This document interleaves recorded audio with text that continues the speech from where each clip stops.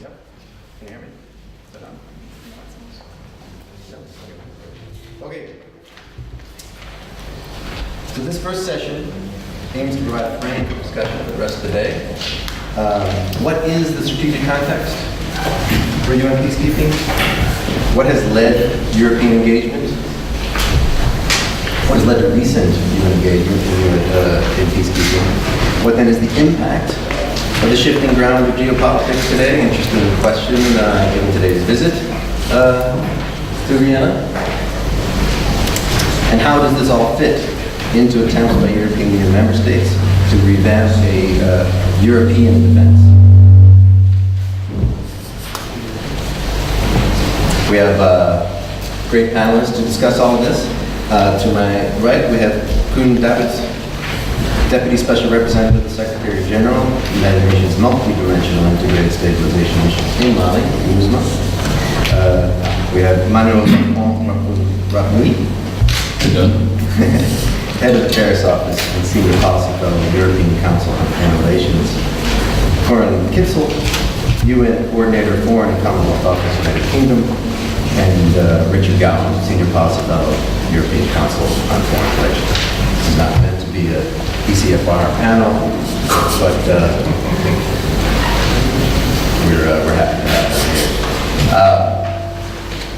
With that, we'll go straight to Koen, and then hopefully we should have plenty of time for Q&A from the board. Thank you very much, Alan. Thank you all for coming in. I would like to thank our hosts first and salute the great contribution of Austrian peacekeeping, which has been very much valued within the UN system and which has been an example for others. The Secretary General was in Bamako last week. We were really happy to host him to celebrate the 29th of May, the Day of UN Peacekeepers. And he showed his solidarity not just with peacekeepers but also with Mali. I think the Malian crisis needs visibility, needs solidarity. So we were very happy to have that visit, and I'll come back to that in a few moments. What I would suggest I do is to very briefly sketch some context on Mali, because not everybody may be familiar with it. Sketch some issues we deal with in peacekeeping, so how the Malian peacekeeping operation relates to the overall peacekeeping discussion. And then last but not least, some short points on where the European contribution has been helpful and what some lessons could be for the European contribution to peacekeeping. And it's clear that Europe has already shown a lot of solidarity with Mali in terms of its contributions. It's multidimensional. Its contributions in terms of political process, in terms of development assistance, and also in terms of contributions to MINUSMA and to the European missions which help train police and armed forces in Mali. Mali has over 50 troop contributing countries. 40% come out of Africa, and the rest come from all over the world. So it's quite a show of solidarity of the international community with Mali. Of course, that show of solidarity is not just because we want to be nice to Mali. It's also because it's in our interest. I come from the Netherlands. There's only 3 countries between my country and Mali. And so the stability of Mali and the Sahel is crucial for Europe, crucial for North Africa, crucial for the world. Next week, the Secretary General will speak on Mali in the sense that based on his visit, based on what MINUSMA has been doing, the report of the Secretary General will be produced, a quarterly report to the Security Council.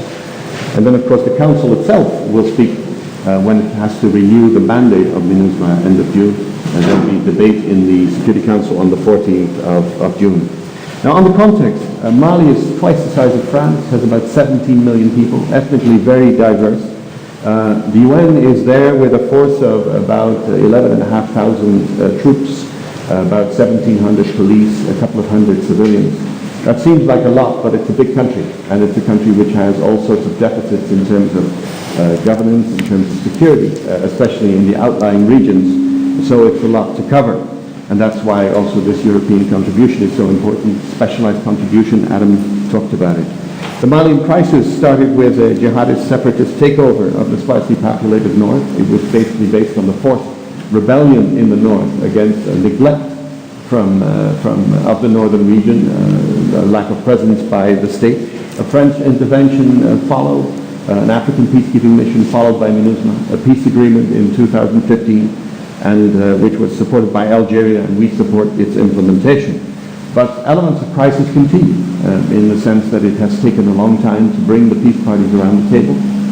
There's also crisis issues now in the center of the country, which is a different kind of crisis and which is much more fragmented, which the government is trying to deal with and outside partners are trying to help the government. And there's also the fact that Mali has to go through the normal process of a democracy, elections end of July. This weekend there were riots in the streets of Bamako which were related to the elections. So Mali has a lot on its plate. The Secretary General addressed those three pressing issues during his visit. He had a meeting with the peace partners on the peace accord, which was very productive. He went to the central region where also this multinational force, the G5 force, is being made operational with UN support.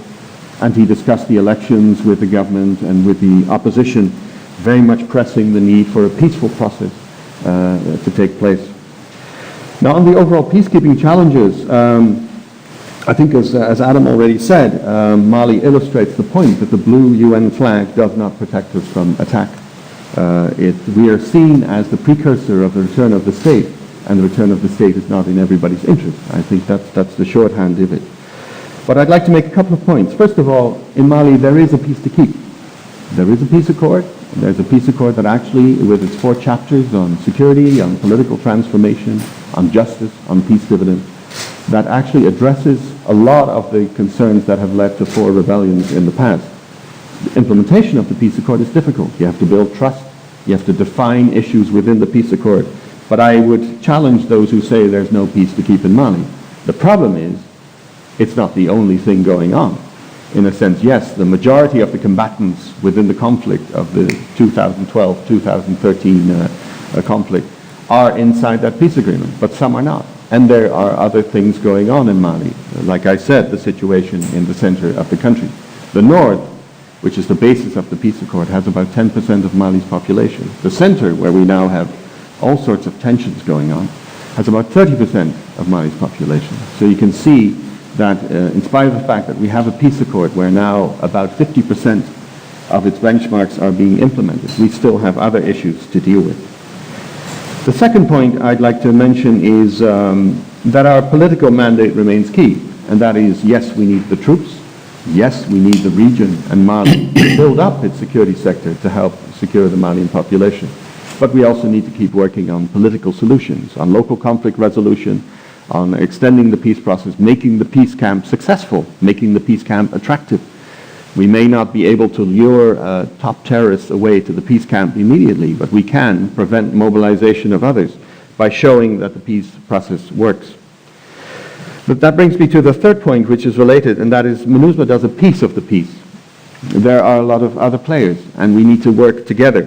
The peace camp is big, the peace camp is diverse, and sometimes that leads to tensions. You have humanitarians who are working who need space to do their own work. You have counterterrorism operations. And we're not the ones doing counterterrorism, we're complementary. We need to make sure that everybody does their piece of the peace, and that in the end, we help create space for those who need to do the work. Our support of others in that framework is based on our mandate of human rights and protection of civilians. That is basically what brings this coalition forward and what could help secure a durable peace. The next point is that in this kind of environment, robust peacekeeping is essential. As was said by Adam, the Secretary General commissioned a report by former Force Commander General Dos Santos Cruz, and he initiated this Action for Peacekeeping initiative. And we're very happy with that, because basically it means that we're trying to make our peacekeepers more secure. And if our peacekeepers are more secure, they can help secure the population. They can help do protection of civilians.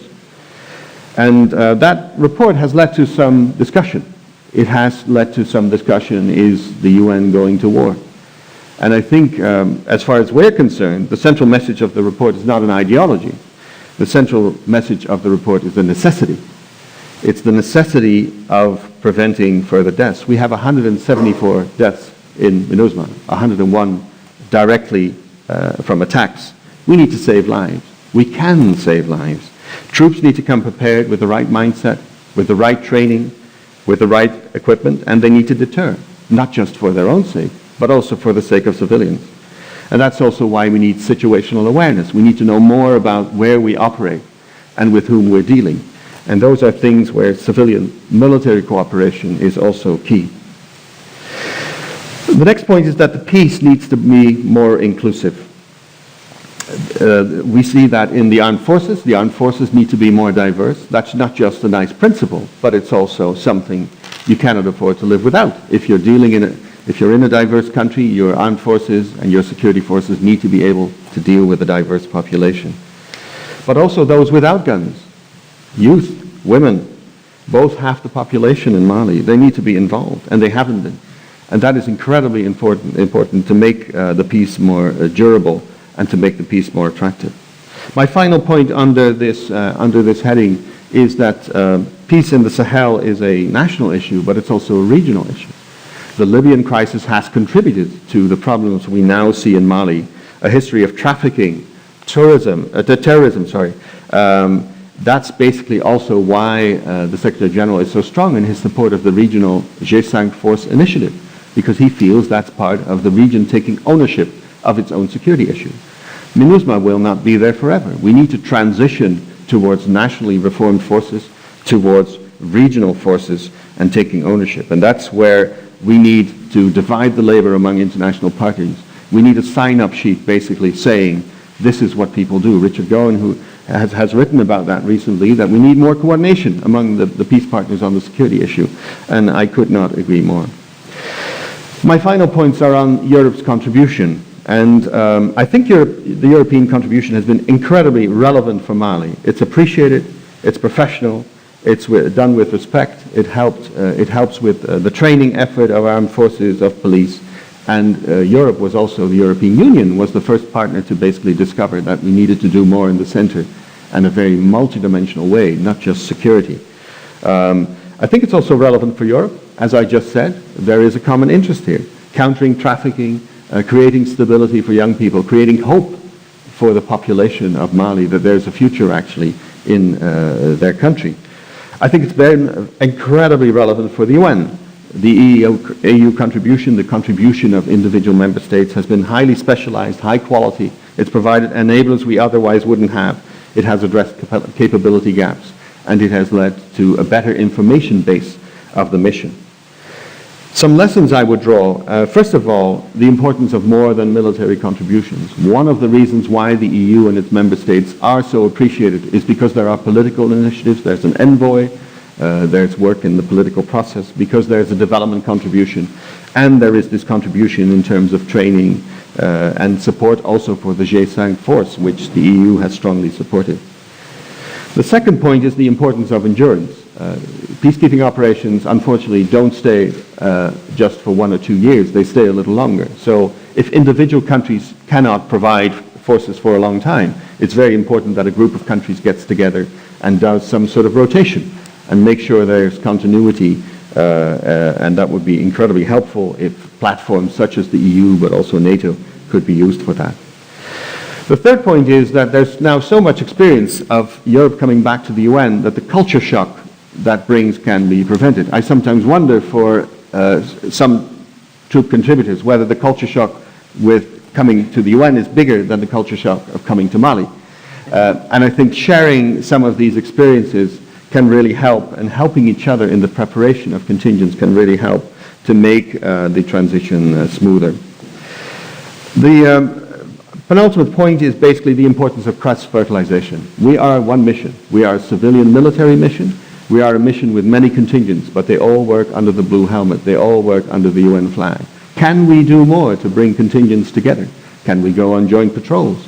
Can basically contingents train each other? We've been looking now, our convoys are being attacked. A lot of TCCs have experience in Afghanistan with doing convoys and in other contexts.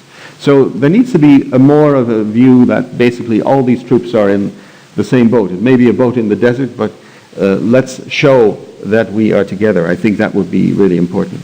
The final point I would like to make is the importance of more women in contingents. MINUSMA has 2% women in the force. That is not enough. We have to walk the talk of our principles. We have to show that we take them seriously ourselves. And by the way, it may have practical consequences. You could end up talking to the other half of the population that you normally ignore. So I think it's incredibly important. European TCCs normally have quite good percentages, national percentages of women in their armed forces. But those percentages do not translate in their contribution to MINUSMA. And I challenge the European TCCs to make up for that deficit and to bring more women to the force. I thank you very much. Right, thank you. I think there's a tremendous amount on the table already to respond to. Thank you for that update on the context and the state mission in Mali. I think one of the key points for me is that support for Mali is not about not just goodwill, it's in our collective interest. And it's not just it's not a national issue, it's a regional issue. Impact Europe as well. I also think that critical, I made the comment, which is maybe a cliche about no peace to keep, and you pointed out rightly, but of course in Mali there is a peace to keep, but not everybody is under that umbrella of peace support, which I think actually makes the point about fragmentation and the challenge of fragmentation, which is not just on the armed actors, but also in the peace camp as well.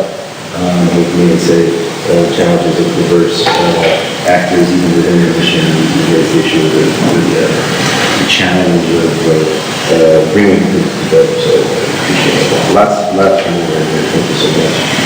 But we'll turn it to more strategic context. Thank you. Before I came, I asked Richard so that we coordinate a little. And he told me that the only thing I needed to say is that I agreed with everything he said, which I do agree already with everything he will say, but since he hasn't spoken yet, I have to expand a bit on that. So I'll take it from the other side, actually, from the European side.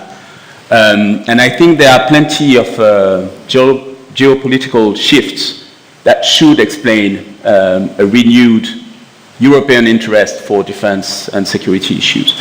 When you work on European security, you have this classical image that what Europe was trying to achieve is to build a ring of friends in its neighborhood, and it ended up with a ring of fire, with a multiplicity of conflicts and crises. But there's a larger evolution to it, which has to do with the nature of the threat, with a clearer sense of the interdependency with regional conflict, and obviously both terrorism and the refugee crisis had a big impact in 2015 in particular, and obviously the evolution of great powers' attitude. And it's not just about threat perceptions, although that does play a role, but it's also about the perception of the international strategic environment. If you look at the French Strategic Review on Defense and National Security, which is a kind of shortened version of what France's white papers are usually, it's the first time that it brings such a focus on the importance of multilateralism as such. You have this idea that Chancellor Merkel in particular is putting on the table, that Europeans now are in a situation where they need to take their destiny, their security in their own hands and can't rely everything from others. And obviously Brexit also has been a key driver for the renewed impetus of European integration in general, and for efforts to build further European defense in particular. And just to make that clear, the idea would have been to try to move in this direction irrespective of the results of the referendum. It's the process and the general situation in Europe, and Brexit was a kind of a major point in that context, but that would probably have at least been attempted in any case. But I said this should bring more interest for defense. I'm not sure it does fully. From a strategic perspective, actually Europe has shifted to a much more defensive vision of international security. Precisely, the French Strategic Review is about defense and national security. You have much less focus, including in France, and I'm not speaking about countries who are less focused on projecting force and stability on the international stage. There's much more focus on national security than on international security or collective security. Territorial defense is back very much in the European discussion on defense. And even when you have military operations abroad, you have biases in them, which are brought by the concerns on terrorism or on migration, and I think Mali and the Sahel in general are a good example of this. And these biases are not neutral. They do have an impact in terms of securitizing political and civilian efforts. In terms of resources also, you have limitation of what Europeans are doing. Obviously, there's a rise in European defense spending, which is a good thing, but there are shortcomings still. Not everyone is on track to reach the famous 2% target. And second, more importantly, as far as I am concerned, the fact that there is more input doesn't mean that there's better output, and it's the output we should be looking at in Europe. There are a number of initiatives which have been taken at the EU level. You may have heard of permanent structured cooperation. I'm not going to bore you to death with what it is and how it works, but I can get to that if you have questions.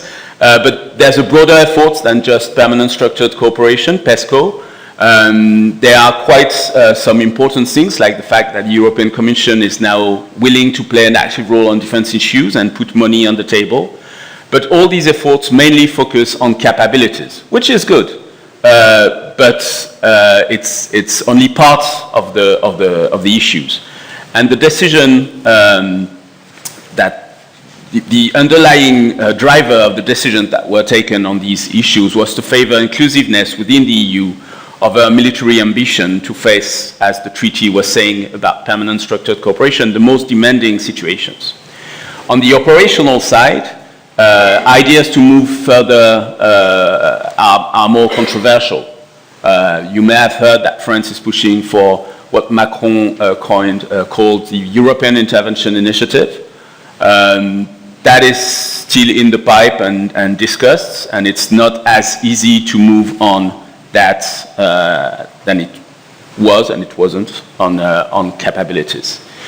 So these limitations, you also find them in terms of interest for peacekeeping.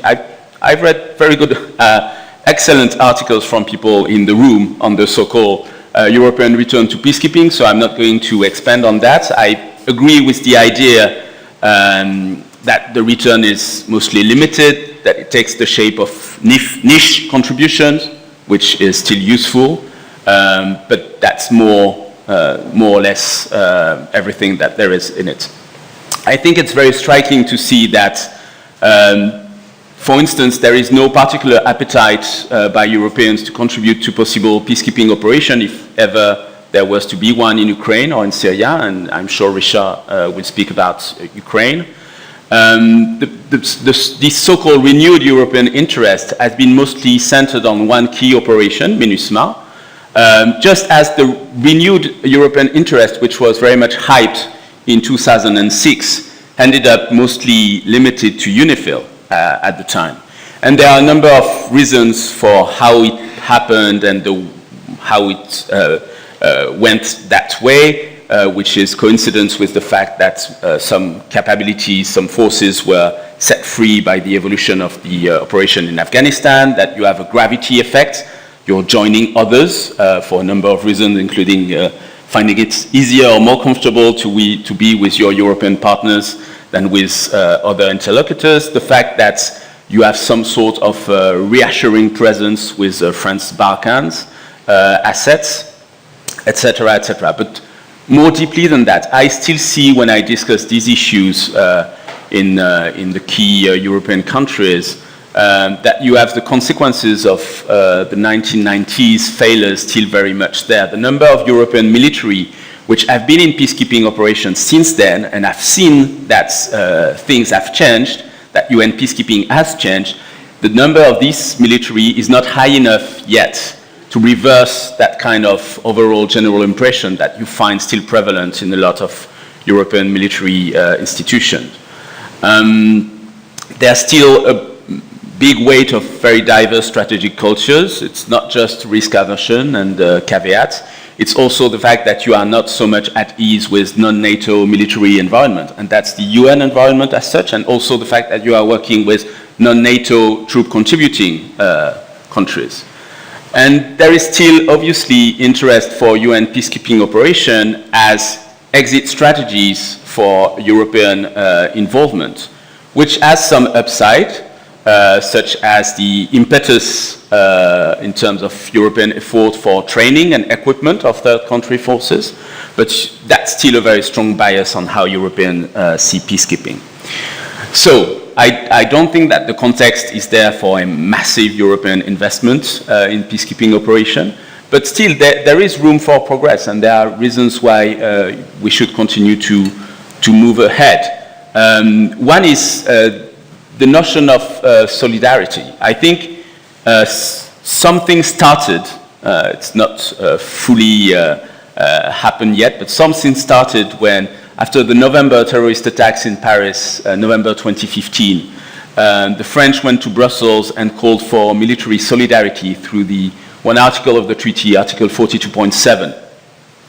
And what the French called for at the time was not, we need troops in France to help us. It's, there is this kind of global situation, and we need European contribution to a number of different operations so that we are not overstretched with what we need to do in France and what we are doing abroad. And these European contributions on a number of theaters and under different shapes included, obviously, contributing under the UN flag. And so there is this sense that it wasn't, or it shouldn't be just solidarity by European partners with French security interests, but it's solidarity because these are common security interests that we have. And peacekeeping, effective peacekeeping, the rationale for UN Blue Helmets deployment in a number of situations are security interests, and there is a sense that we should move in that direction. Another factor is the fact that the EU-UN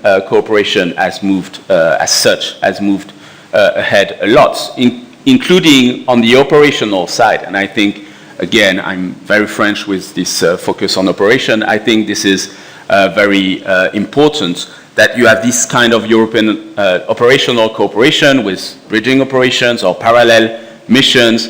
When I was working on these issues, I always thought, and in the French MFA, I always thought that the focus on security sector reform by the EU was a very good thing, because SSR is a key element of the political strategy to solve the crisis, and also because it's usually a good division of labor between the EU and the UN. It doesn't mean that everything that the EU does on SSR is good, and there's certainly room for progress, but I always wondered why the EU was not trying to invest also on the DDR, which is just as essential in terms of conflict resolution, and often not so well taken care of. And you see in a number of peace-building strategy how DDR is always a trouble maker. There are obviously also lessons, a number of lessons that are learned and will be learned from Mali or Central African Republic, potentially South Sudan too, which may be more useful to the broader peacekeeping policy and to the broader European interest for peacekeeping in general than UNIFIL, because UNIFIL is such a special situation, such a special mission, while clearly Mali and the others are sort of laboratory for the evolution of peacekeeping. We all know that these are the missions that have caused most of the controversies in the UN system and between member states in the recent period. The civilian effort also is something that I think is moving in the right direction. This is the case at the EU level. You may have heard of the Global Civilian Compact, but I must say I'm skeptical on the fact that this will be as such a big result if there's no parallel moves at the member state level on those issues. And you can see that there is some move in the right direction also at the member state level, and probably the broader European implication in the Sahel in the wake of their contribution to MINUSMA in Mali including support to the G5 Sahel, including effort on the development side, including interest for the political dynamic, is something that is very much welcome and should be built upon in a number of other places. Last, obviously this will be good, but it will translate into more and better European implication in UN peacekeeping only if there are efforts and changes also on the UN side. I'm not going to go through the long list because Olga will speak about that, on planning, on mission support, on force protection, all the discussions that we are having now about the use of force, about the importance of the political dimension, etc. But obviously this needs to happen too, and if we want that what happens on the European side brings added value to what the UN is trying to do. And I'll stop here. Thank you.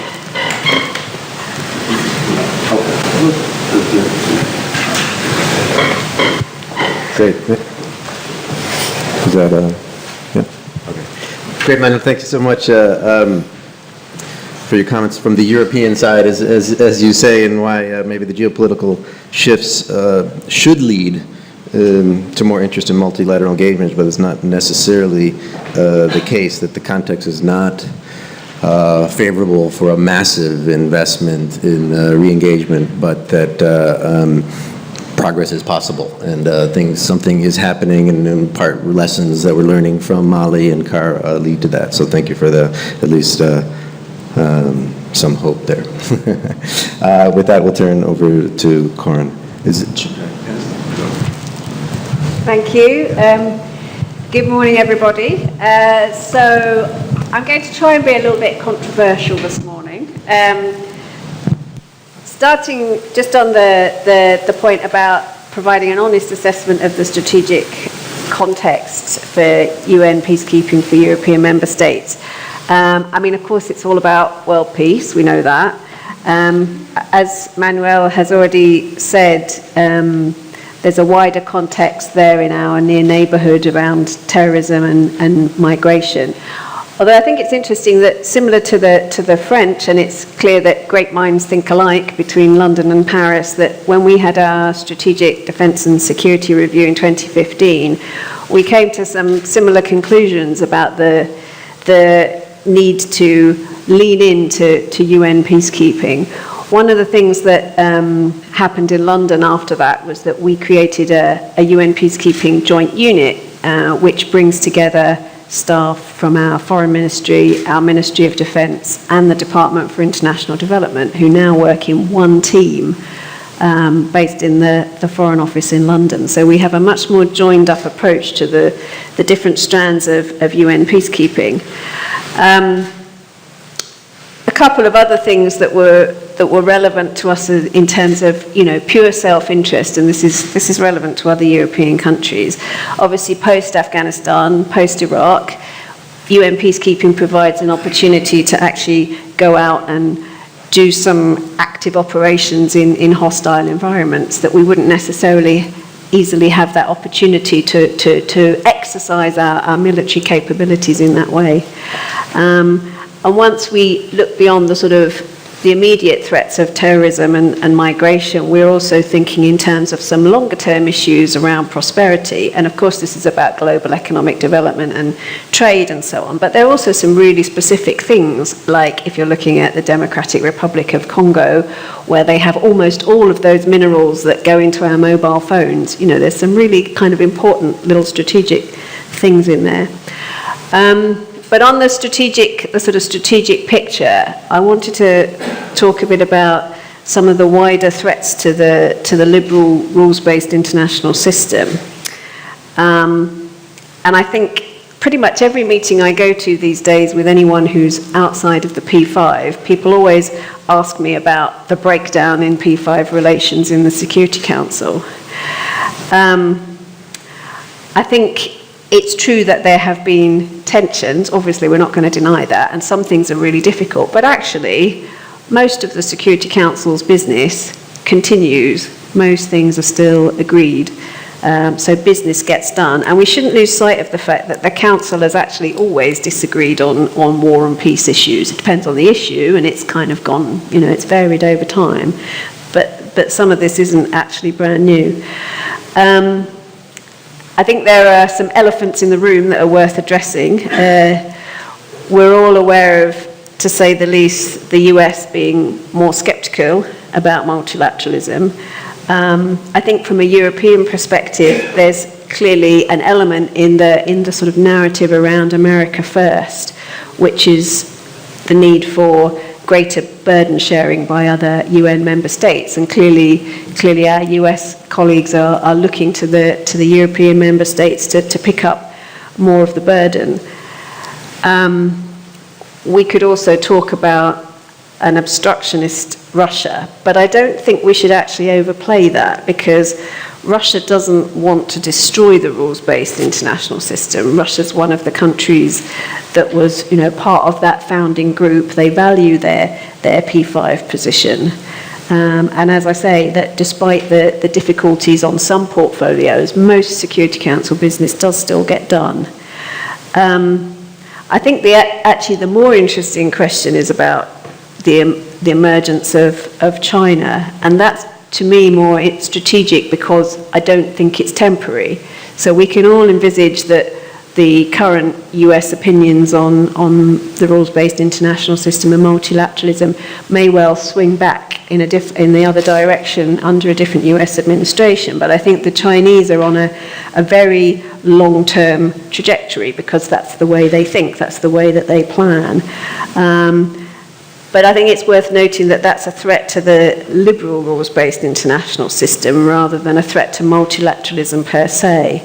And so we collectively, as European member states, have an important role to play in defending that liberal, democratic, rules-based international system. I think one way to think about it, and I'm stealing this from a Belgian colleague in London, is that the Chinese want to change the software of the rules-based international system, not the hardware.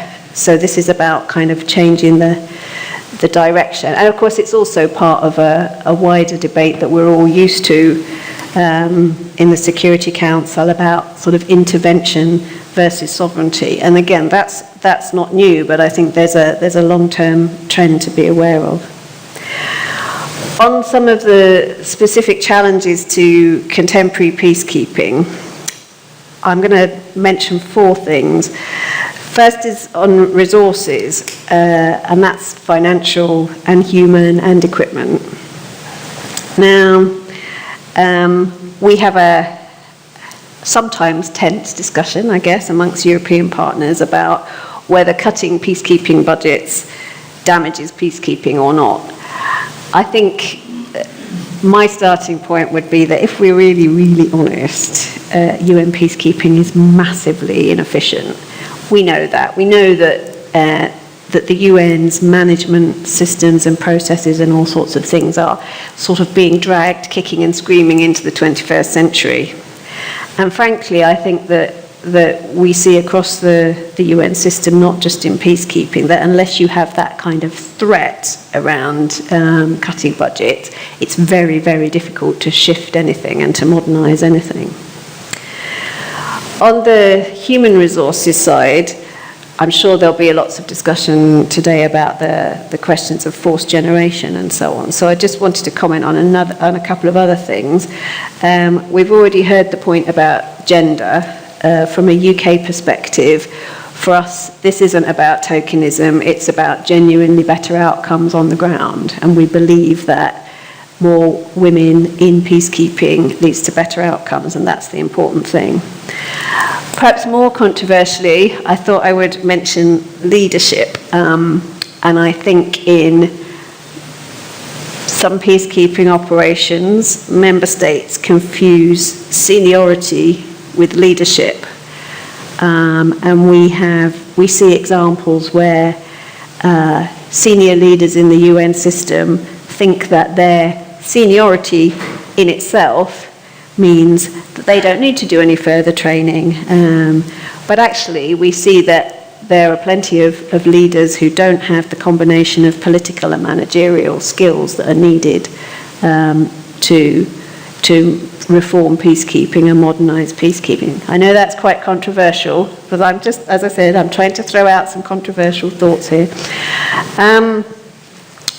On attacks against peacekeepers, we've heard obviously also about A4P already this morning. I don't think that's straightforward.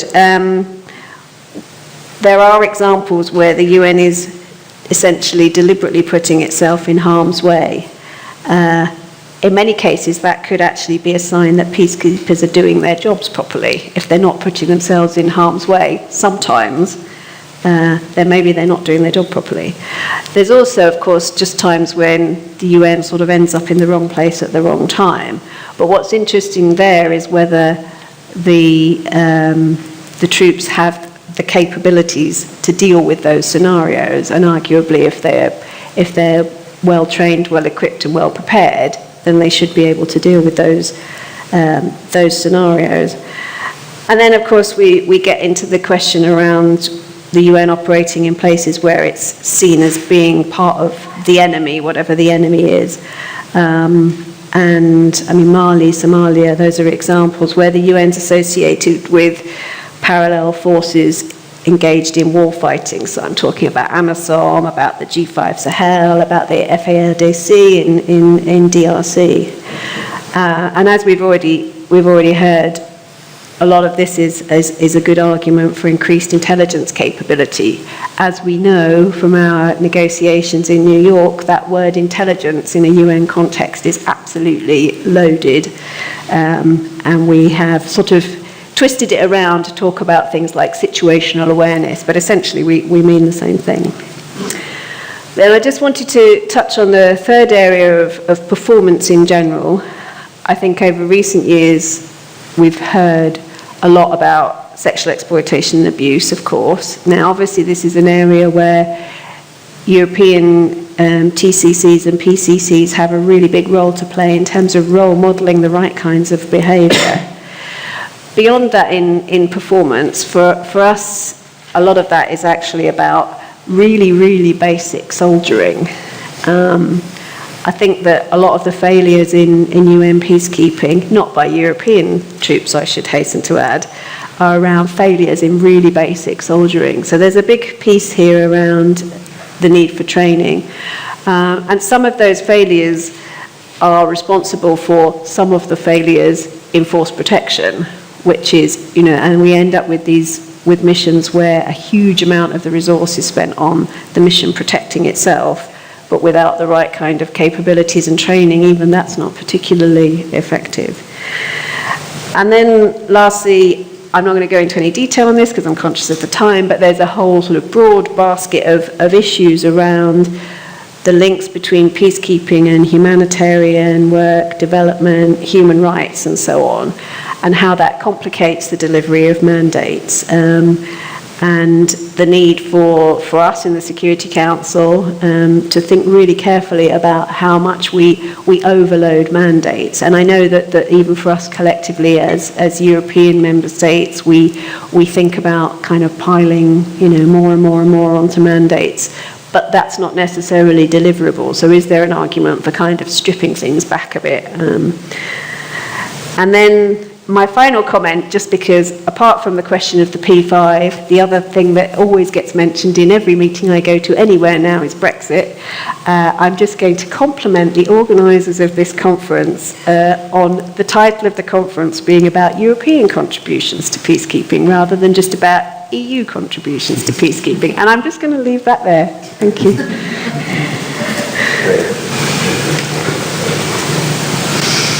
Perfect. Thank you so much. I think that does a great job of connecting the broader strategic picture, the U.S. and Russia, Brexit, China, with the very more specifics around efficiency of peacekeeping and some of the reforms. And so I'll just leave it at that. In the interest of time, we'll move straight to Richard. Richard, the floor is yours. Thanks, Adam. I can be brief, I think, because firstly, the three previous speakers have said almost everything I was going to say. And secondly, Adam, your comments at the beginning of the conference made me very aware of the fleeting nature of existence and fast passage of time, because as you looked over the history of the Vienna seminar, I realized that I was here for the 36th Vienna seminar in 2006. And it was such a different time to be talking about peacekeeping. The beginning of 2006, before the Israeli-Hezbollah war, was a moment where Europeans felt broadly positive about UN peace operations, but Europeans were not playing a very significant role in peacekeeping. And I think that for most of us then, peacekeeping was essentially a humanitarian business. It was something that we did in countries that didn't really matter to us, like Liberia or possibly Darfur. And the discussion of peacekeeping as a result in Europe was quite detached, because there wasn't really a sense that we had a very strong stake in what the UN was doing a decade ago. And listening to the comments now, it is absolutely obvious that this has changed, that as Europeans, we are highly aware of the ring of fire on Europe's southern and eastern borders, and we very rightly ask, what can the UN do for us, and what can we do through the UN to try and stabilize our extremely volatile peripheries. I just want to break down the ring of fire, as it were, and look at 3 different regions on our borders where we see instability and where the UN has some role to play. These regions are to the south, to the southeast, and to the east. In the south, we have the troubled Sahel, and that's what we've largely been talking about in this panel so far. We have the problems of uncontrolled people flow, of terrorism and weak states in Libya, in Mali, and in the surrounding neighborhood. To the southeast, we have an even worse situation, and probably a deteriorating situation, in the Middle East, with the vicious conflicts in Syria and Yemen, and the continuing instability in Gaza. And then to the east, we have a series of frozen conflicts, but we also have a very, very live conflict in Ukraine, a conflict that has really challenged some of our assumptions about the permanence of European security and European borders. Now, the UN, and to some extent UN peacekeeping, has a role to play to the south, to the southeast, and to the east.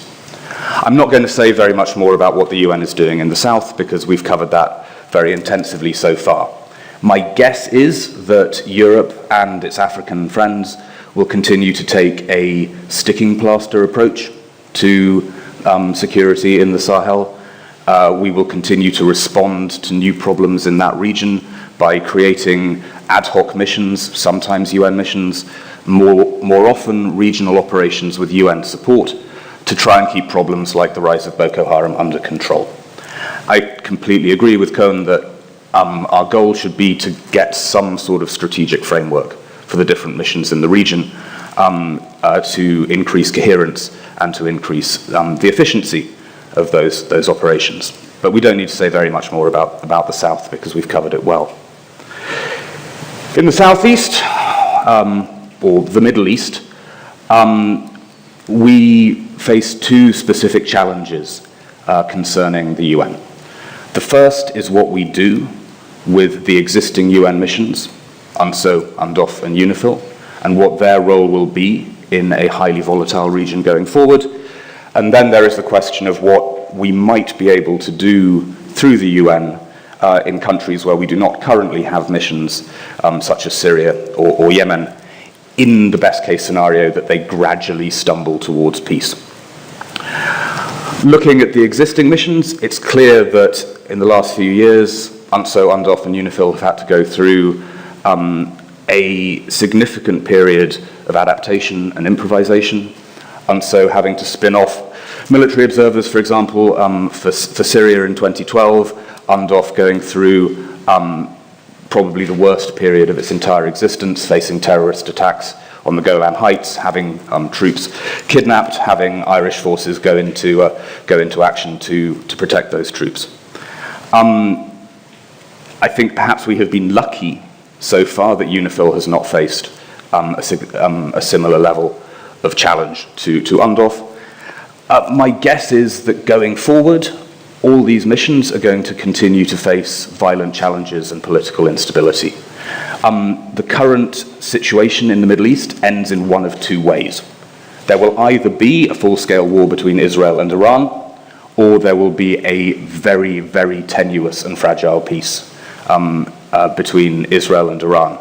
And who is going to be stuck in either of those situations between the Israelis and Hezbollah and the Iranian proxies in Syria? The UN. UNIFIL is going to be on the front line, it is on the front line of one of the most dangerous geopolitical tectonic plates there is. And I think we're going to have to look at how we can adapt UNIFIL, adapt UNDOF to continue to contribute to stability in a Middle East that will be more rather than less dangerous in the years ahead. There's also been talk, as you know, in the Security Council of putting UN peacekeepers or a protection force in Gaza. That, I think, is unlikely for the foreseeable future, but we should never rule that out as a possible future operation. In the meantime, we have to hope, pray, and ask Mr. Putin to try and end the conflict in Syria. If the Syrian war does come to an end, I no longer think that it is likely that we will have blue helmet peacekeepers on the ground. That was something we were talking about quite a lot in 2011, 2012, 2013. It's no longer a realistic prospect. The UN will have, I think, a significant role in the reconstruction of Syria if and when it is possible to come to a political settlement. But that role will be largely about aid, largely about humanitarian assistance and refugee return. I think we'll probably see some form of special political mission set up in those circumstances to coordinate the UN's role, but it won't have a significant military component. There has been talk too of putting peacekeepers into Yemen. I find that also inconceivable at the present time. And again, I think that the UN's role is largely going to be about civilian relief in the Yemeni case. These are going to be terribly difficult political and operational challenges for the UN, for the Secretary General, and for the Security Council. European countries are going to have to pump money, frankly, into the UN to support Syria and Yemen in a post-conflict scenario, but it won't involve blue helmets. By contrast, the place where I think we might see blue helmets, or at least a multinational force under UN authorization within the next couple of years, is eastern Ukraine. And this is something that I've written about, actually not for ECFR, but for the Hudson Institute in DC. Perhaps Mr. Putin will say something here about eastern Ukraine, but most of you will remember that back in September, he floated the possibility of a UN peacekeeping force in the Donbass. Clearly, there's going to be nothing in Crimea. And the US and Russia, to some extent involving Germany, France, and others, have continued to discuss, largely through Track 2 mechanisms, the possibility of putting peacekeepers in the Donbass to end that conflict. Now, I do not stay awake at night waiting with excitement for that peacekeeping operation to deploy. The current geopolitical circumstances in the Security Council mean that getting a deal and getting a sufficient level of trust between Russia and the West over the Donbass is very unlikely to eventuate in the immediate future. But I do think that on the strategic horizon, we can still imagine scenarios in which, as part of a broader process of de-escalation between Russia and the West, there will be a demand for peacekeepers in the Donbass to facilitate local elections, as stipulated under previous peace agreements, to reassure Kiev, and to protect civilians in what would be a pretty nasty post-war environment. Now, when we start thinking about a peacekeeping force, whether it's UN-commanded or a multinational force in the Donbass, we find ourselves going back to a sort of peacekeeping that predates the current generation of operations. I think that we would be imagining a force that looked more like that which the UN deployed in eastern Slavonia back in the 90s, for those of you who followed that story. We would be looking for a force that would require a strong Central European component, and a strong Central European component, the sound system is trying to edit me out, because what I'm going to say is we will need a strong Central European component centering on the good old neutrals. You will need Swedes, you will need Finns, and yes, you will need Austrians at the core of any peace operation in Ukraine, providing an umbrella for other troop contributors, potentially including some NATO members, some CSTO members, Latin Americans and others. But nonetheless, it's fairly clear that any operation in that region would have to rely on some of the countries that were at the core of peacekeeping in the Cold War era. It would be a return to a sort of Cold War peacekeeping. That would be an enormous challenge, I think, in terms of force generation and in terms of the politics of putting your troops so close to the Russian border, but it may be a necessary part of the process of de-escalation that we would like to see with the Russians. All in all, therefore, it seems to me that the UN has a long-term significance to European security in the southeast, and potentially to our east, but it will be a very, very different contribution in each region.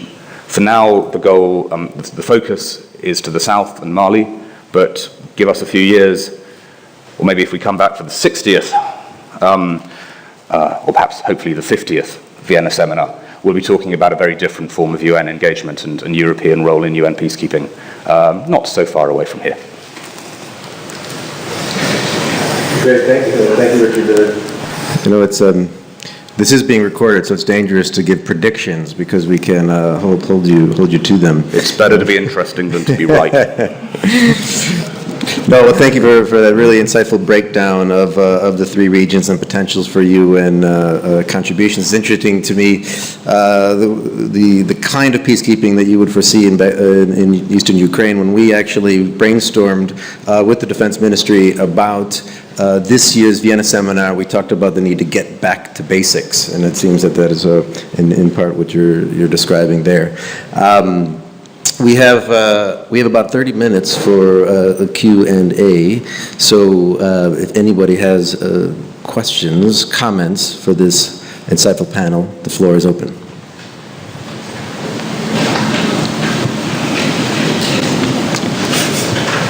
There's a lot on the table to talk about. One thing that I would like to pose to our speakers, and in particular those to my right, is there does seem to be, to me, this contradiction, or really a tension between, there seems to be an obvious, when we talk about European re-engagement and peacekeeping, there seems to be an obvious turn towards it is necessary for our collective interest. As Kuhn said, Mali, it's not about goodwill, it's about actually our collective interest. But at the same time, there is a turn towards a more strategic stance about national defense. Now, these things theoretically are compatible, but when you get down to debates about investment, financing and such, they're in contradiction. How do you make that case for the need for more investment in a collective interest perspective? Maybe I try expanding on what I was saying on what has happened at the EU level. Precisely the reason why the fact that things are happening on the capabilities front is a good thing is exactly because that is where the contradiction lies very much. And so the fact that you have a willingness to move on these issues where there's a lot of vested interest, including economic, industrial, domestic politic issues, etc., is something important. The fact that the European Commission is willing to put some money to incentivize national policies to actually play a more cooperative game on a number of issues is something that is really important. But it's hard to see how you can move very fast, very far on this level if you are not moving on the more operational level and on the policy level.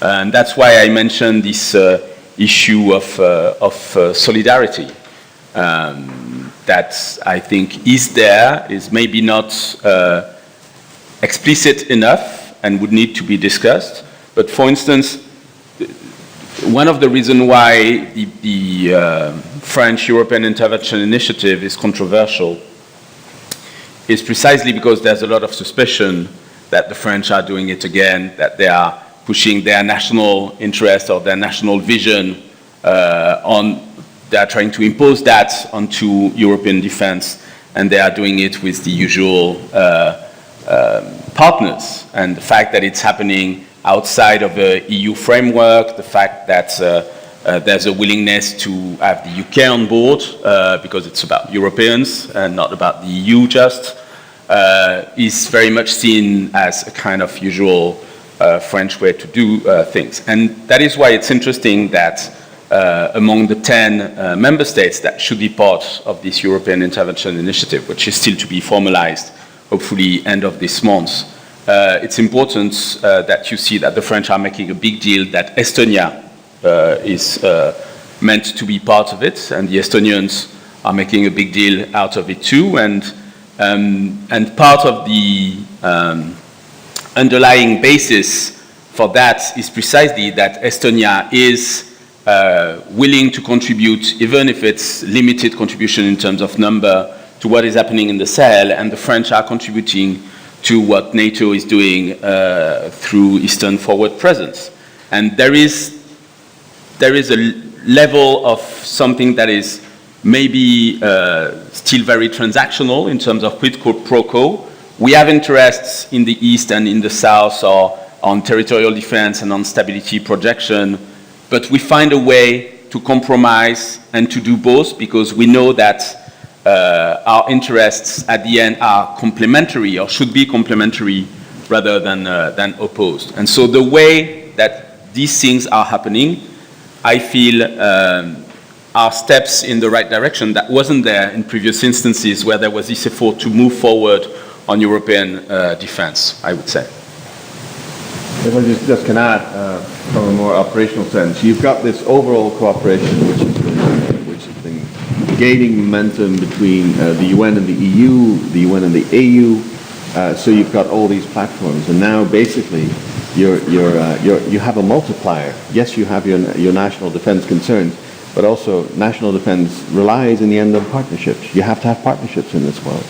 And so in that sense, you have with the UN peacekeeping operation a platform where you can invest and others invest, and that can make a difference. But it's also important to keep an eye on the fact that, well, people are investing in different parts of an operation, and as Richard said, that has to be coordinated. You've got other international forces. The UK has made a contribution to that. That's very important also for the security and safety of Mali. And so it's creating a common platform that can help regional stability, but that also can take care of your national security concerns. So it can be there can be gains both ways.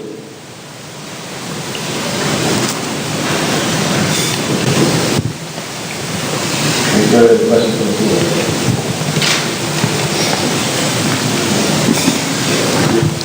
floor? There's a Rory Keane there.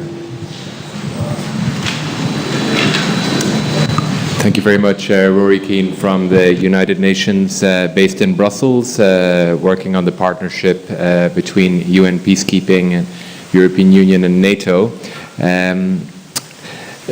Two questions for this panel, and thank you for the very interesting, insightful presentations. One, in terms of the strategic context, and one new development we see in the strategic context is working trilaterally, also specifically in terms of the Sahel, working with the G5 Sahel Joint Force under UN Security Council Resolution 2391. We see quite an innovative approach whereby the European Union via the African Peace Facility, is providing financial support to MINUSMA, allowing MINUSMA in turn to provide logistic and other support to the operation of the G5 Sahel Joint Force. And there is still, of course, a financial gap for that work, and we assume that European countries will also step forward to support that. The question I would have for the panel is, does this represent a new trajectory? Is this something we will potentially see more of in the future, working through ad hoc third actors and so on, under a Security Council resolution, and using the United Nations or United Nations operation as a backstopping mechanism? Is there likely to be more of this? And if yes, what are the challenges and opportunities that go with that for the United Nations, and indeed for actors like the European Union that are supporting it? That would be my first question.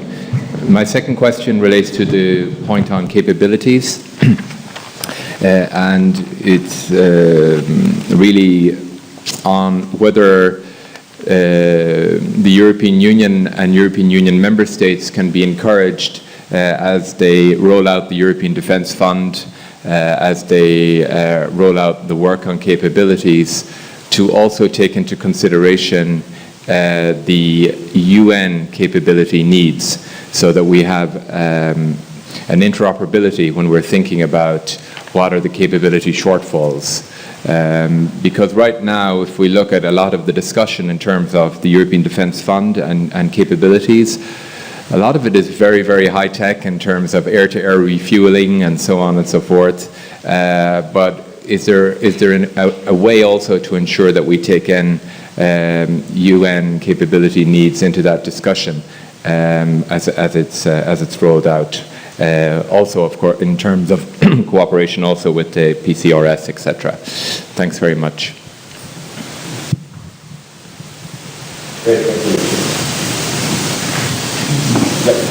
No, just on Rory's questions, I think on the second point, I think that would be very much welcome.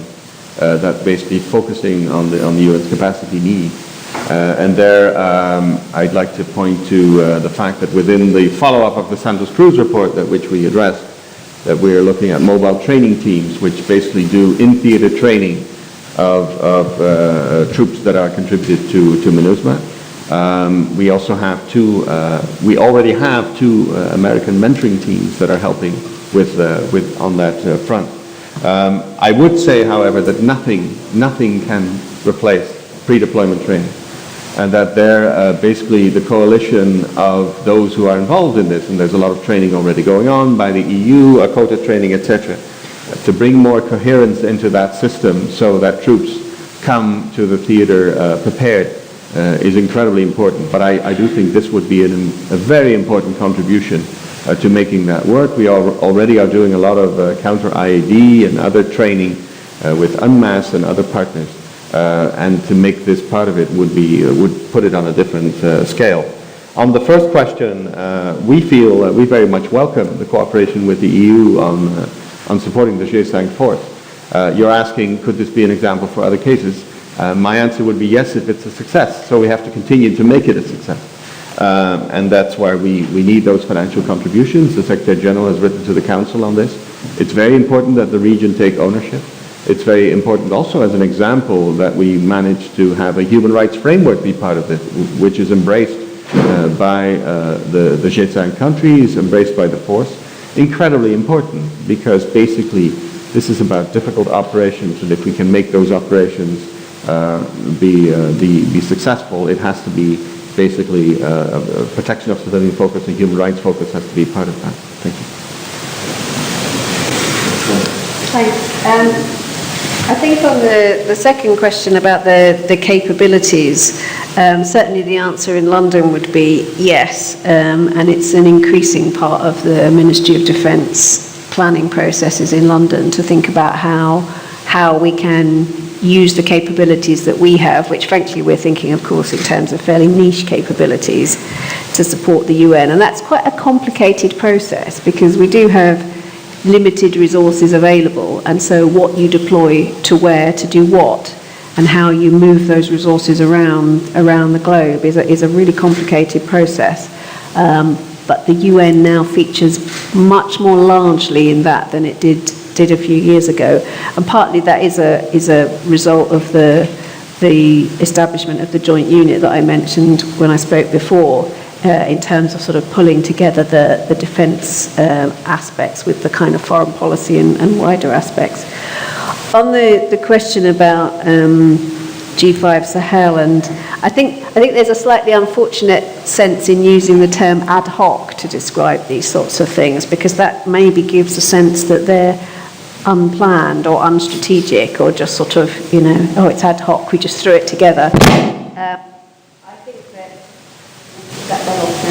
I think that actually going forward, then the idea of operating in variable geometries, in different kinds of partnerships, is actually the way that we're going to find ourselves working, not just on peacekeeping, but in the wider UN system. And when I say partnerships, I mean member states, I mean external actors, and so on. Now, the disadvantage of that is that it's really complicated. And I think, frankly, for member states, for the UN itself, we kind of operate best when we're in sort of nice, neat formations that we're used to working in, that endure over some period of time. And if we're constantly creating new coalitions, new geometries, new ways of working, Let's cut out.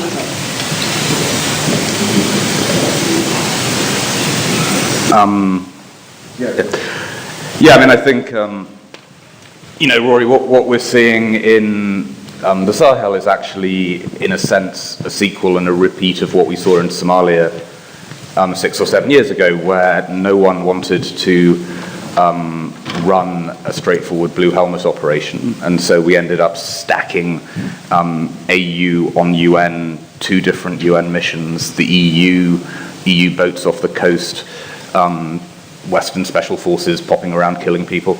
That is the future of stabilization and peace operations.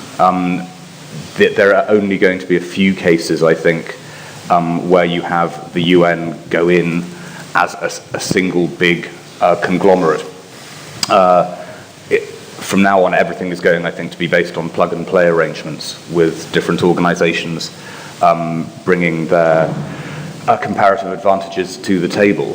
And I think I'm not nice about the UN very often, but actually one of the nice things I have seen in the UN over the last 5 years or so is the organization start to adapt to this much more flexible environment. And I think that the UN continues to have a huge amount of value as a center for expertise on planning, on other dimensions of peace operations, logistics, administration. Yes, it's inefficient, but actually it's still better than most of the alternatives.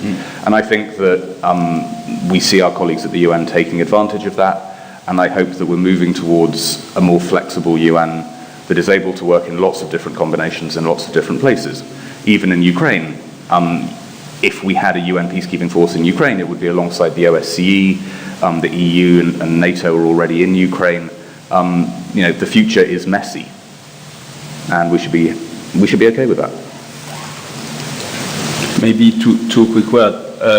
There is definitely a trend in regionalization, and Europeans have been pioneers in wanting to have their own regional organization being in charge of the region's security. So we should clearly understand that it's a very legitimate ambition from others to move in that direction. Still, in addition to what Richard just said, and I agree with what Richard just said, is that Mali and Central African Republic are good recent examples of the fact that we had African forces and we needed to transition to UN forces for a number of reasons.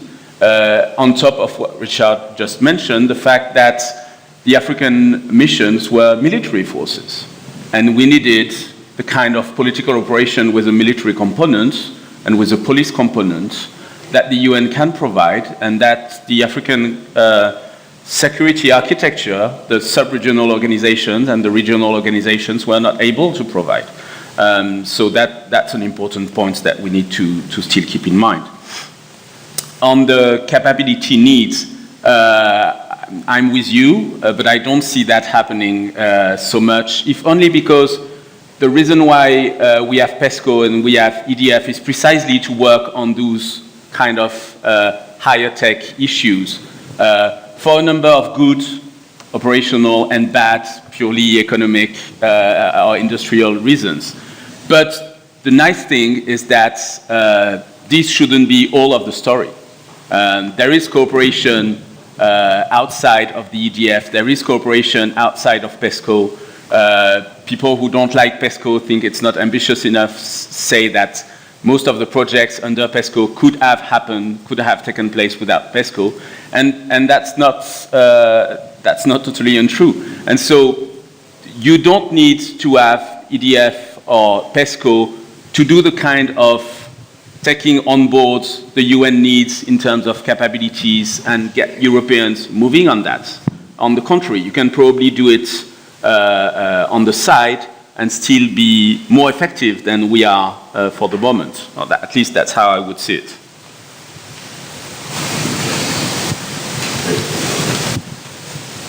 Yes, Secretary.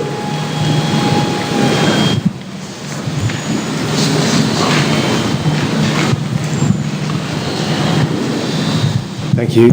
Joe Coops from the University of Brussels. Thanks so much to all panelists on this great debate so far on the strategic context. Kind of following up on the African side of things, one thing I was surprised not to hear is in the wider troop contribution context. We have now for 2 years for the first time that 2 of the top 5 contributing countries are in fact African countries, so Ethiopia and Rwanda.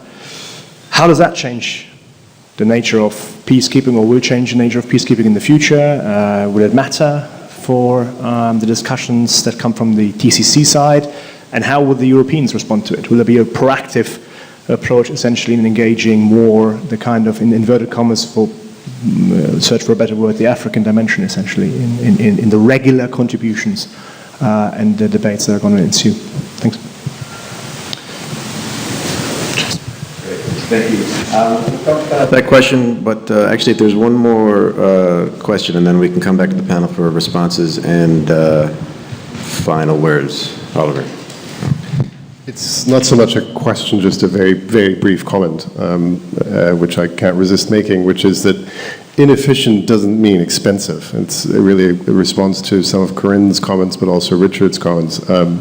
While we may be quite inefficient, for example, in hiring new civilian staff, which takes us far too long, that actually saves member states money. And we are far, far cheaper, as has been shown by countless studies, including the US Government Accountability Office, than any comparable NATO, EU, US, UK operation that could be launched in a similar kind of set of circumstances. And the cost per peacekeeper, which is a pretty good measure of efficiency and effectiveness, in some respects has been declining significantly over the last few years. There's much more we can do to become more efficient and effective, clearly, and we are working on that, as has been mentioned a number of times, but I don't want to have the impression left that our inefficiencies necessarily make us very expensive, because they don't.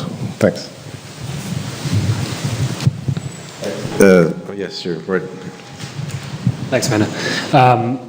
Thanks for the presentations. I just wanted to ask, from your viewpoints, what more the UN can do to facilitate UN contributions, encourage them with your governments, with your public, with your militaries. What more can the UN do to get these contributions in the future, given the kind of strategic context and the challenges that you've outlined? Thanks. Questions, comments to bring us to a close. And Corinne, it's good because you started out that you were going to be controversial, and then no one actually took the bait, but we finally got a bit there. So maybe we could go in reverse order and responses and final word. So Richard, do you want to respond? On the African issue, I mean, yes, now nearly 50%, it's not quite 50%, of all uniformed personnel in UN peace operations are African. And that's something we should pause and celebrate, because if you go back 20 years, the general projection was that African nations could collectively deploy about 10,000 peacekeepers in total. And the current figure, if you lump together UN, AU and other operations, must be 60,000 plus. And that's that reflects African political commitment, it reflects growing African defense spending, but it also reflects a huge amount of work through the EU-AU relationship, through US support, and through a lot of other donor relations. It's a real strategic success that there are now so many African peacekeepers largely patrolling their own continent. And I think going forward, we should expect to see those numbers rise. I think we will see more cases like Mali, where the bulk of infantry come from within the continent or within the sub-region. I think we will see a concomitant decline, frankly, of South Asian and Latin American contributions to peacekeeping in Africa. UNIFIL and other cases will be different. Peacekeeping in Africa is becoming more African, and the challenge before European countries is to work out how to plug in to and work with that tendency, and to continue to support that tendency, because I think that is the overall strategic arc that we are seeing, and it's a strategic arc which Secretary General Guterres in particular has given his support to. I didn't accuse you of being expensive, Oliver. I did accuse you of being inefficient, but I've never been that excited by efficiency. We deployed an amazingly efficient NATO force in Afghanistan. That went really well. We efficiently invaded Iraq. Boom. Yeah, look, all interventions are inherently inefficient. Stabilization is an inefficient business. The bean counters can always criticize us for running messy, open-ended operations, but, welcome to the business. And I actually think, as I say, that the UN is probably more efficient than a lot of the alternatives. Adam, what can we do to increase European interest in these peace operations, or what can the UN do? I mean, my answer to that is twofold and indirect. I mean, firstly, what drives contributions is crises. It's not public relations campaigns. No one has ever done anything because DPI motivated them to do it. What will increase the number of European peacekeepers? An operation in Ukraine, just as the 2006 crisis massively pushed up the number of peacekeepers in European peacekeepers in the Middle East. It's unfortunate, I think, that the current US administration is not pushing Europeans to deploy more troops in blue helmets, as the previous administration did, as you worked on.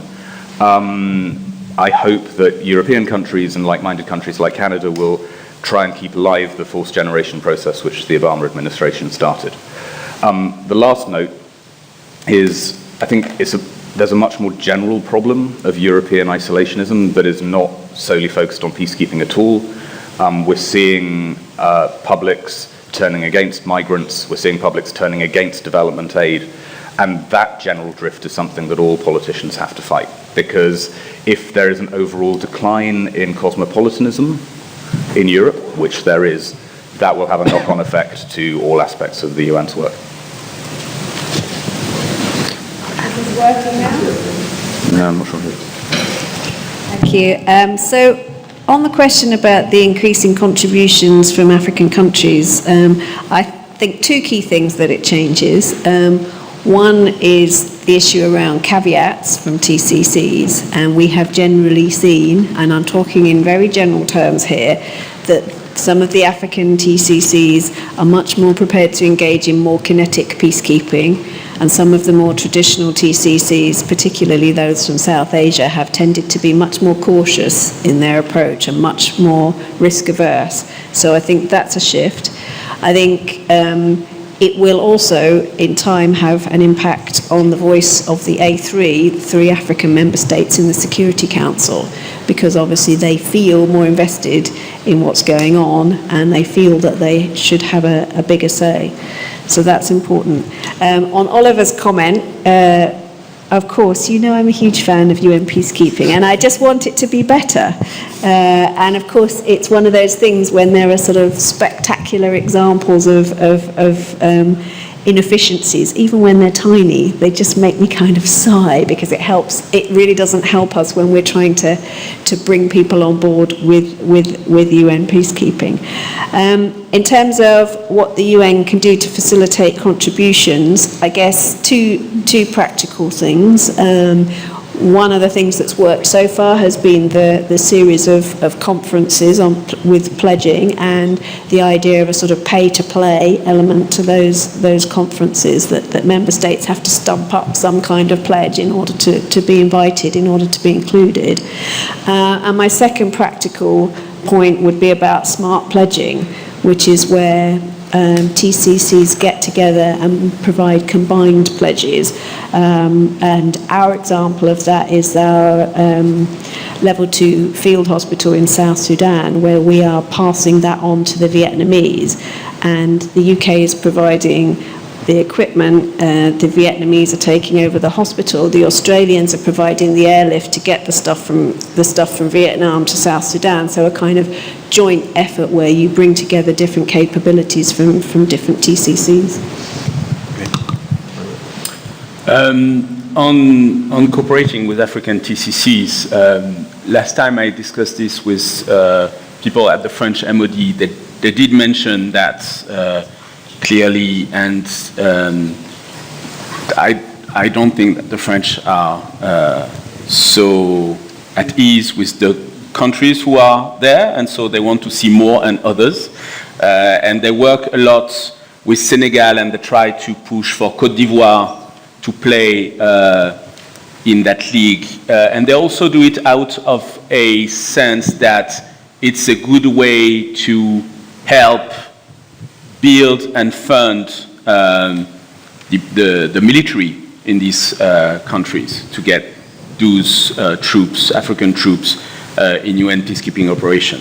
And surely, just to complement what Richard was saying on that, I think on top of it, the fact that the Chinese and now the Russians in Central African Republic in particular are active in working with these African troop contributing countries, actually taking the UN context as a door to broader military cooperation is something that should be of interest to Europeans in general. On facilitating European contributions, of course, it's about crisis first and foremost, and which crisis in particular. So you can't really, you shouldn't be creating crises that fit with European interests just for the sake of having European contributions. The problem is, how do you manage to be ready when those crises happen? Because I agree with what Richard was saying, that there's a number of reasons that don't have so much to do with the UN, or at least with UN peacekeeping and the way it is organized for European countries to contribute. The problem is actually not so much that more European countries contribute, because a big number, in terms of number of countries in the European continent, you have a big number of countries who are already contributing. It's just that what they contribute is not so much. And so the question is more than they stay and increase their contribution. And you can see in a number of European military the kind of fatigue, the need for stamina, and maybe rotation is one of the answers to that. But there is clearly this idea that you are there out of a political context, and if the political context fades away, you're wondering why you are there, or you try to cut into your numbers. And so if you want to have people stay rather than attract them to come, you do need to solve the pressing issues that they see when they are deployed. That that is for sure. You need to look at why it is the case that European countries are more at ease with Mali, where there is a French parallel presence, with a number of things that come with it, in spite of Mali being a much more risky terrain than in other operations. It's also about what the UN can offer in terms of security, in terms of medical evacuation, in terms of effectiveness on command and control and ISR, etc. And of course, Europeans too have their parts to do, not to behave as a EU or NATO subgroup within these operations and engage with the broader mission. But the underlying reasons why Europeans' contributions are behaving that way, I think, is what you need to tackle first, I'd say. So just focusing on the African contribution, Mali is a traditional contributor to UN peacekeeping. The general, the commander of the armed forces, General Keita, is a former peacekeeper. The Minister of Security, General Salif Traoré, is a former peacekeeper. The major francophone peacekeeping school is in Bamako. So you could say that Mali paid its insurance and is now benefiting from peacekeeping. I think the fact that there's big African participation is a very good thing. It needs to be supported. It needs to be supported by training, by all the relations we have, and I really applaud the contributions, for instance, by Germany and the US, who have provided mine-protected vehicles for African contingents. Those vehicles save lives, and the accompanying training saves lives. We still have a deficit of something like 100 mine-protected vehicles. We have a deficit of 3 helicopter units, which help with mobility and which also protect people in case of CASEVAC. So in a sense, what I'm worried about in terms of efficiency and so on is, can we deliver for the troops on the ground so that we make the most use of them and so that they can help protect the population? So I think our efforts should be focused on that. Thank you. Great, thank you so much. It's been a great start to the day. You know, we framed this whole discussion on of the day, lessons learned and the way forward. I think we've done a good job here, both looking back and moving ahead. My just very general takeaway is that indeed the multilateral engagement in peacekeeping is, of course, in the collective interest of Europe and others. And indeed, while UN peacekeeping is maybe not completely efficient, it is inexpensive, and perhaps that is the one way to actually make the case for more contributions. But it's not just about the UN. Looking forward, as Richard said, the future is messy. It's about partnerships of various kinds, which creates the need for flexibility, presents challenges and opportunities. But I think the rest of the day's discussions will help us think through that in more detail. We've got a coffee break now, and then we'll reconvene at 11:30 for our second session on perspectives on UN participation in UN peacekeeping operations. Thank you all very much.